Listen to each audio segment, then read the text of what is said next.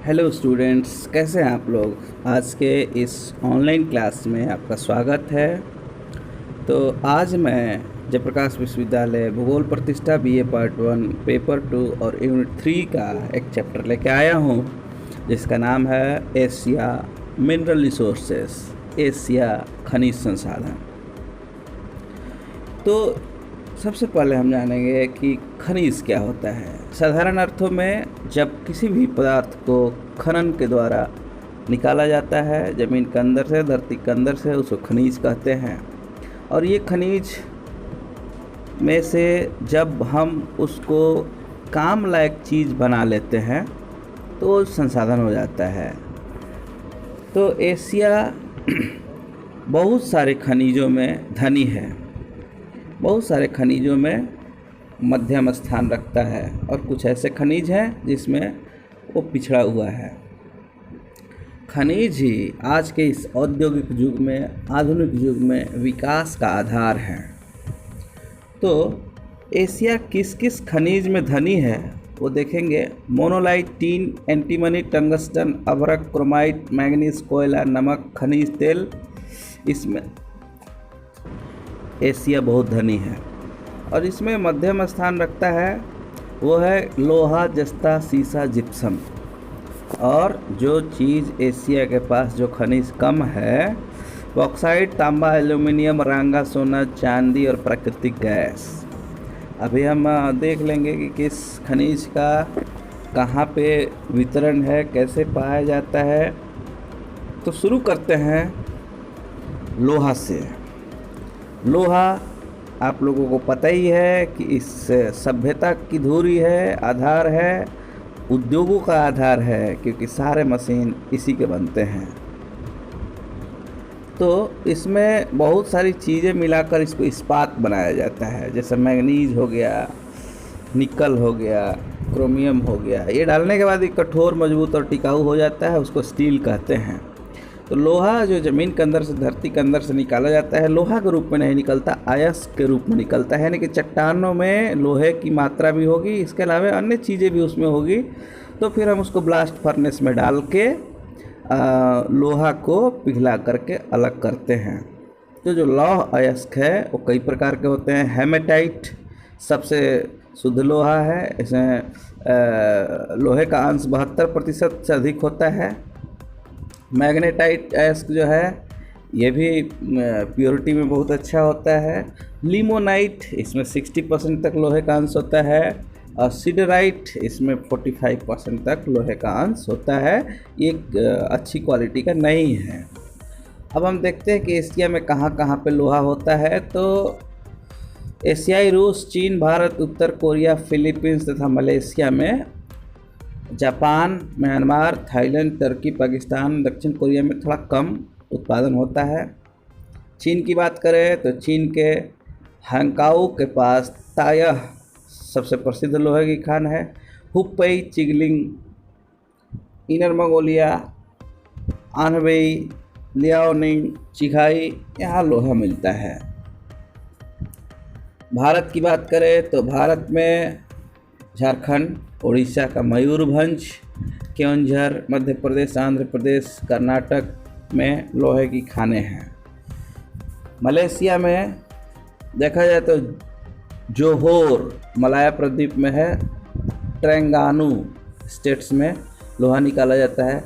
ट्रेंगानू राज्य की डुंगन तथा बुकिनवेसी लौह खानें प्रसिद्ध हैं। व्यापार के दृष्टिकोण से लोहे का आयात भी होता है, निर्यात भी होता है। मलाया प्रायद्वीप, उत्तर कोरिया, भारत, चीन निर्यात करते हैं और जापान और फिलीपींस आयात करते हैं। Now will focus on manganese. Manganese भी एक महत्वपूर्ण खनिज है। मैं पहले बताया हूँ कि लोहे में मैंगनीज को मिलाने से इस्पात बनता है, कठोर होता है। तो तांबे के साथ मिलाएंगे तो विद्युत का तार बनता है। एल्यूमिनियम के साथ मिलाएंगे तो वायुयान, मोटर गाड़ी, रेलगाड़ी के डिब्बे बनते हैं। आधुनिक युग में तो खाद, रंग, कांच और केमिकल पदार्थ भी इससे बनाए जाते हैं। पृथ्वी के अंदर मैंगनीज जो है ऑक्साइड, कार्बोनेट और सिलिकेट के रूप में पाया जाता है। उत्पादन के रूप में देखें तो एशिया मैंगनीज का बहुत बड़ा उत्पादक है। भारत में मैंगनीज बहुत अधिक उत्पन्न होता है। उड़ीसा सबसे ज़्यादा उत्पादन करता है। महाराष्ट्र, मध्य प्रदेश, कर्नाटक, झारखंड में मैंगनीज का उत्पादन होता है। चीन तथा एशियाई रूस में भी मैंगनीज का उत्पादन होता है। कजाकिस्तान में मैंगनीज का अनेक भंडार स्थित है। चीन की क्यांगसी, हुन्नान और कांसू की खान प्रसिद्ध है। इसके अलावा टर्की, मलेशिया, जापान, थाईलैंड और फिलीपींस में भी मैंगनीज का उत्पादन होता है। अब हम देख लें कि सबसे ज़्यादा कहाँ होता है, तो चाइना में उत्पादन है, इंडिया में है, मलेशिया में है, कजाकिस्तान में है और म्यांमार में है। ये डाटा मैं आप लोगों को दूंगा कि किस देश में कितना उत्पादन होता है, ये आप लोग स्क्रीन पर देखते रहेंगे, मैं लिखता रहूँगा उस पर। ट्रेड की बात करें तो मैंगनीज का डिमांड बहुत अधिक है। भारत, चीन, थाईलैंड मैंगनीज का निर्यात करते हैं। जापान सबसे बड़ा आयातक है। अब हम बात करते हैं गोल्ड, सोना। नाम से ही आप लोग समझ गए होंगे सोना कितना महत्वपूर्ण है। ये सोना कहाँ से प्राप्त होता है, या तो खानों से प्राप्त होता है या नदियों की बालू से प्राप्त होता है। आपने एक नदी का नाम सुना होगा, सोन नदी, बिहार में ही है। स्वर्ण रेखा नदी झारखंड में है। इन नदियों के बालू में सोना मिलता था और कहीं कहीं मिलता है। तो इसका जो सोना का जो मुख्य उपयोग है वो केंद्रीय बैंकों द्वारा मुद्रा चलन और व्यापार में होता है। आभूषण और बर्तन बनते हैं, इससे पॉलिश भी की जाती है, जैसे स्वर्ण मंदिर पर सोने की पॉलिश है। अब प्रोडक्शन देख लेते हैं कि एशिया सोने के उत्पादन में उतना धनी नहीं है। तो यहाँ पे जो सोना का उत्पादन करते हैं उज्बेकिस्तान, एशियाई रूस, जापान, फिलीपींस, मलेशिया, दक्षिण कोरिया, भारत, ताइवान और टर्की में थोड़ा बहुत सोने का उत्पादन होता है। चीन का शानडोंग, हैनान, फुजियान, लियाओनिंग में भी सोना का उत्पादन होता है। और एशिया में देख लें कि सबसे अधिक सोना का उत्पादन कौन करता है, चाइना, उसका रूस और इंडोनेशिया सब ज़्यादा उत्पादन करते हैं। जापान के क्यूशू द्वीप में भी सोना का उत्पादन है। फिलीपींस के लुजोन द्वीप में बेंगयू सोने की खान है। भारत में कोलार स्वर्ण खान प्रसिद्ध है। मलेशिया प्रायद्वीप में पहांग राउप सोना का ये खान है। और केटांटन नदी के रेत से भी प्राप्त होता है मलेशिया में। सोना अंतर्राष्ट्रीय व्यापार बाजार का माध्यम होने के कारण यह विदेशों से माल खरीदने के काम आता है। इसका आयात निर्यात प्रायः वस्तुओं को बिक्री व खरीद के रूप में होता है। नेक्स्ट जो मिनरल है वो भी बहुत ही बहुमूल्य धातु है, चांदी। हालांकि यह सोना से सस्ता है, इसका प्राचीन काल से प्रयोग होते आ रहा है। आभूषण, सिक्के, बर्तन बनाए जाते हैं। फोटोग्राफी तथा रासायनिक पदार्थ ही बनते हैं इससे।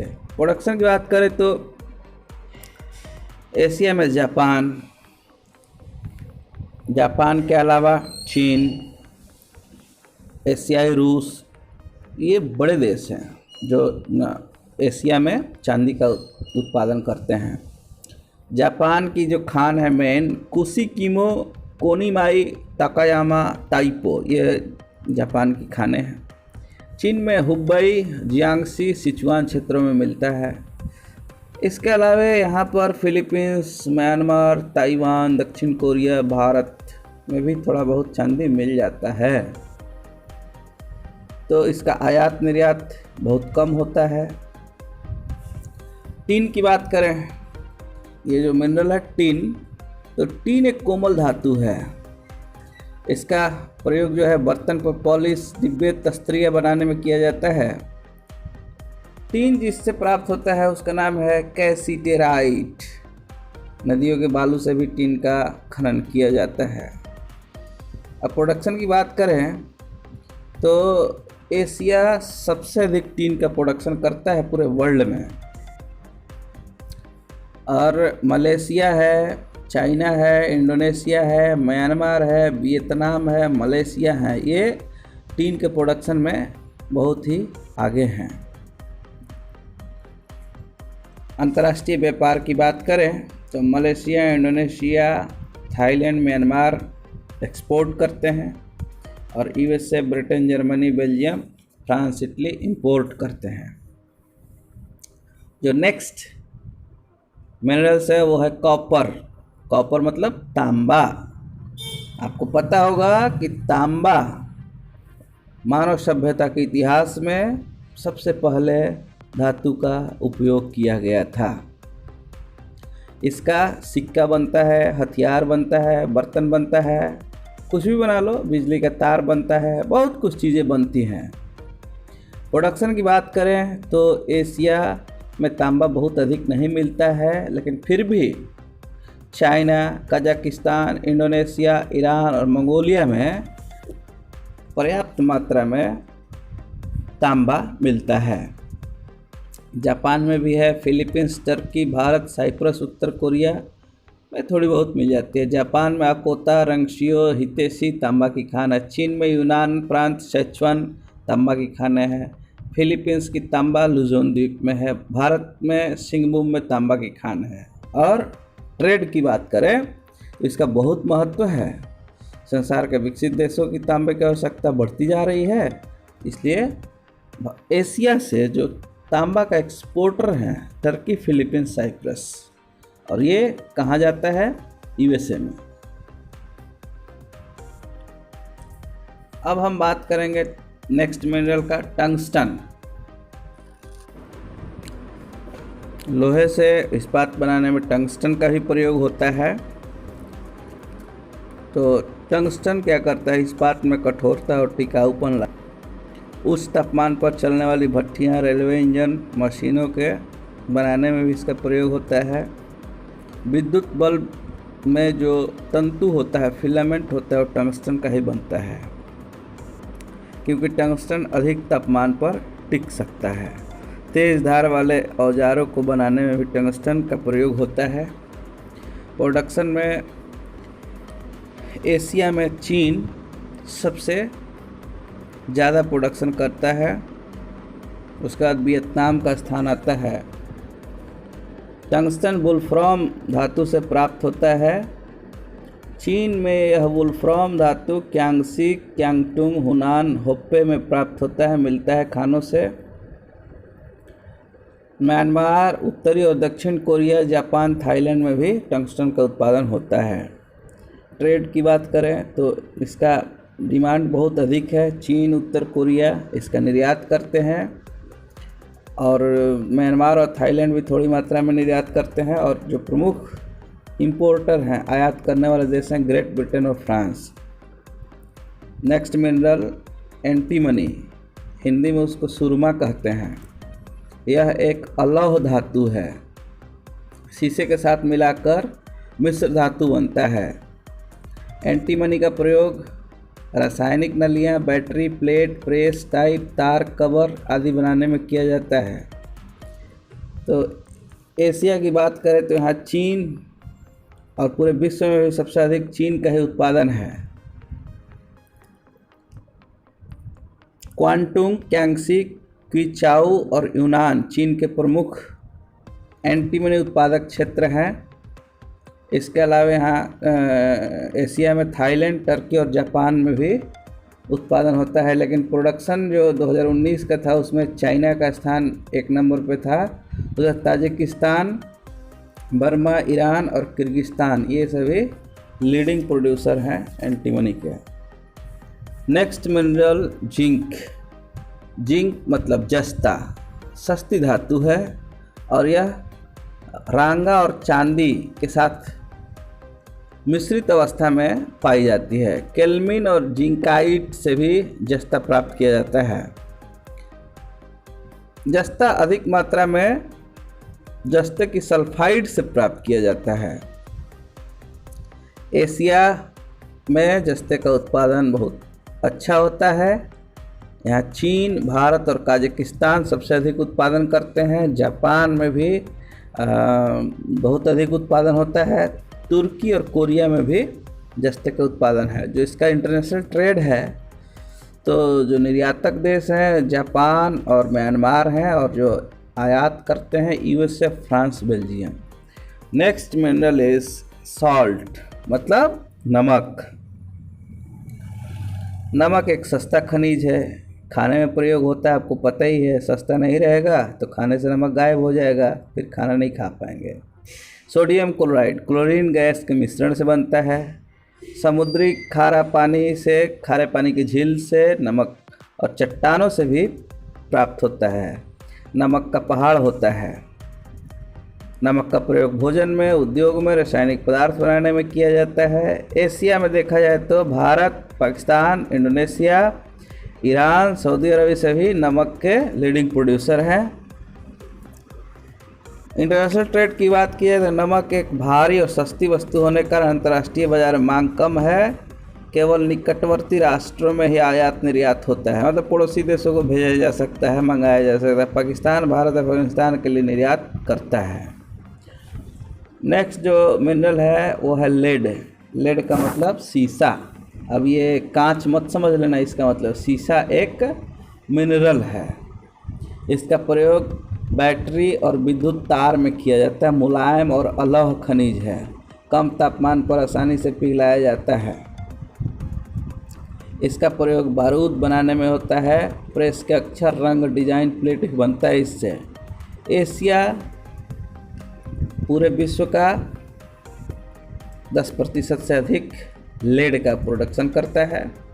चीन, जापान, उत्तर Korea, Kazakhstan, Iran, Vietnam, Myanmar, ये सभी एशिया में लेड के बड़े प्रोड्यूसर हैं। इसका ट्रेड की बात की जाए तो इसका ट्रेड बड़े पैमाने पर चीन के द्वारा, भारत के द्वारा, कजाकिस्तान के द्वारा किया जाता है। जापान की ताकता शीशा की खान प्रसिद्ध है, इसलिए यहाँ से भी एक्सपोर्ट होता है। बॉक्साइट की बात करें, नेक्स्ट जो मिनरल है, बॉक्साइट से एल्युमिनियम प्राप्त होती है, इसलिए बहुत महत्वपूर्ण उद्योग मिनरल है ये। कारखानों की ईंटों, तेल साफ करने के कारखाने, सीमेंट के कारखाने में इसका प्रयोग किया जाता है। एशिया महाद्वीप में बॉक्साइट धातु की डिमांड बढ़ती जा रही है। हालांकि उत्पादन में बहुत आगे नहीं है एशिया। एशिया में जो प्रमुख देश हैं भारत, मलेशिया, चीन, कजाकिस्तान, इंडोनेशिया, म्यांमार और ताइवान, ये सभी लीडिंग प्रोड्यूसर हैं। इंटरनेशनल ट्रेड की बात करें तो एशिया में बॉक्साइट का उत्पादन कम है, इसलिए निर्यात भी कम है। इंडोनेशिया और मलेशिया निर्यात करते हैं और जापान आयात करता है। Next mineral is mica, Hindi में अभ्रक। अभ्रक का प्रयोग ज़्यादातर विद्युत की सामान बनाने में होता है। इसमें बनावट और उपयोगिता के आधार पर कई किस्में हैं। फ्लोगोपाइट और मस्कोवाइट भी अभ्रक के रूप हैं। अभ्रक मजबूत, लचीली और ऊंचे तापमान पर स्थिर रहने वाली धातु है। इसका प्रयोग विद्युत उपकरण में जैसे कि आयरन में और हीटर में और लगभग हर एक विद्युत के सामान में इसका उपयोग होता है। एशिया महाद्वीप पूरे वर्ल्ड में सबसे अधिक अभ्रक का प्रोडक्शन करता है। और जो लीडिंग कंट्रीज़ हैं जो प्रोडक्शन में, चाइना है, कोरिया है, भारत है, ताइवान है और ईरान है। भारत में झारखंड सबसे अधिक उत्पादन करता है। साइबेरिया में भी उत्पादन होता है, चीन में भी होता है। इसका जो इंटरनेशनल ट्रेड है उसमें है कि इसका डिमांड बहुत अधिक है। डिमांड अधिक है तो भारत सबसे बड़ा निर्यातक है और जो आयात करने वाले देश हैं जापान, तुर्की और यूएसए। तो इस प्रकार हम लोगों ने आज एशिया के मिनरल रिसोर्सेज के बारे में जाना। तो एक बार क्विक रिवीजन के तौर पे हम लोग छोटा छोटा और मोटा मोटा चीज़ देख लेते हैं। लोहा पृथ्वी के भीतर कच्ची धातु के रूप में पाया जाता है। लोहे की कच्ची धातु निम्न 4 प्रकार की होती है: हेमेटाइट, मैग्नेटाइट, लिमोनाइट, सिडराइट। चीन की ताया की लोहे खान प्रसिद्ध है। इस्पात बनाने में मैंगनीज का प्रयोग किया जाता है। तांबे में मैंगनीज को मिलाकर धातु तार बनाया जाता है। भारत में एशिया की सबसे अधिक मैंगनीज उत्पन्न होती है। सोना नदियों की बालू तथा खानों द्वारा प्राप्त किया जाता है। जापान के क्यूशू में सोने का उत्पादन अधिक होता है। टीन कैसिटराइट नामक कच्ची धातु से प्राप्त की जाती है। दक्षिण पूर्व एशिया टीन उत्पादन का प्रमुख क्षेत्र है। मलेशिया का मलाया द्वीप में सबसे अधिक टीन का उत्पादन होता है। चीन में यूनान प्रांत तथा सेचुआन प्रांत तांबा के प्रमुख उत्पादक क्षेत्र हैं। फिलीपींस की तांबा की खानें लुजोन द्वीप में हैं। टंगस्टन एक लौह पूरक धातु है। विद्युत बल्ब का तंतु टंगस्टन द्वारा बनाया जाता है। पहले का वो जो बल्ब नहीं होता था पीला वाला, उसमें जो जलता था फिलामेंट था वो टंगस्टन ही होता है। विद्युत बल्ब का तंतु टंगस्टन द्वारा बनाया जाता है। टंगस्टन वुल्फ्राम नामक धातु से बनाई जाती है। विश्व में टंगस्टन की डिमांड बहुत है। सुरमा एक अलौह धातु है। एंटीमनी। सुरमे को शीशे के साथ मिलाकर अलौह धातु बनाई जाती है। चीन एशिया का सबसे अधिक सुरमा उत्पन्न करता है। अब नमक सोडियम क्लोराइड तथा क्लोरीन गैस के मिश्रण से बनता है। शीशा मुलायम एक अलौह धातु है। शीशे का प्रयोग बारूद बनाने में किया जाता है। शीशा का मतलब लेड है। बॉक्साइट से एल्युमिनियम धातु प्राप्त की जाती है। फोलोगोपाइट तथा मॉस्कोवाइट अवरक की किस्में हैं। तो इस प्रकार एशिया के शक्ति के साधन का एक ओवरव्यू हम लोगों ने ले लिया। अब आपका काम है इस वीडियो को सुनना, पुस्तकों से और नेट से एक अच्छा नोट्स तैयार करना, परीक्षा में विद फिगर प्रेजेंट करना। बहुत बहुत धन्यवाद।